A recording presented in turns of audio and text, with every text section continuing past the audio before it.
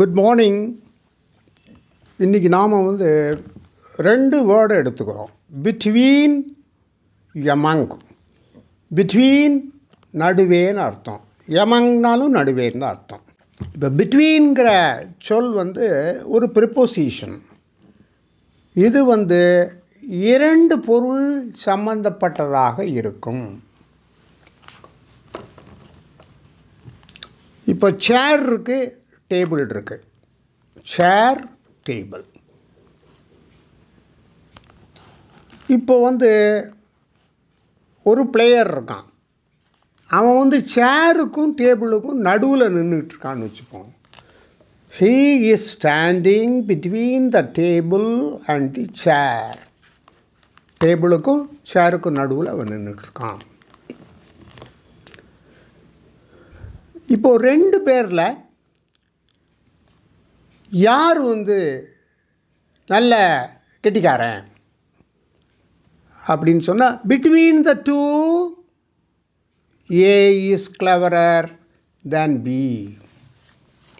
அப்போது ரெண்டு பொருளை கம்பேர் பண்ணும்போது தான் இந்த கம்பேரிட்டிவ் வரும். விஆர்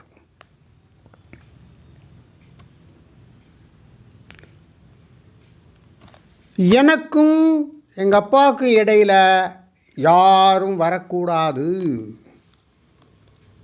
அப்படின்னு வச்சுக்கோ. Nobody should come between my father and I. இப்படி பயன்படுத்தணும். இப்போ எமங்னா மூன்று அல்லது மூன்றுக்கு மேற்பட்ட பெயர்கள் இருந்தால் தான் சொல்ல முடியும். ஒரு 11 பேர் ஃபுட்பால் கேம் விளையாடுறீங்கன்னா அதில் ஒரு பையனை குறிப்பிக்கிடணும்னு வச்சுக்கோங்க, ரமேஷ்னா. Ramesh is one among the players. Ramesh is one among the players.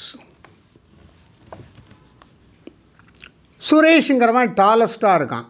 Suresh is the tallest among the players. அந்த பிளேயர்ஸ்க்கு இடையில் சுரேஷ் தான் ரொம்ப உயரமானவனாக இருக்கான். Kumar is the shortest among the players. Kumar தான் ரொம்ப குட்டையாக இருக்கான். ஆக ரெண்டு பேருக்கு நடுவில் அப்படின்னு சொல்கிறதுக்கு பிட்வீன், மூன்றுக்கு மேற்பட்டவர்களுக்கு இடையே, அவர்களுக்குள் அப்படிங்கிறது எமங். இதுதான் பிட்வீன்கிற ப்ரிப்போசிஷனுக்கும் எமங்கிற ப்ரிப்போசிஷனுக்கும் வித்தியாசம்.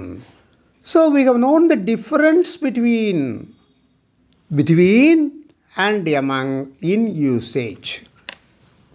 So between is used when you refer to two people or two persons, and among is used when you refer to 3 or more people.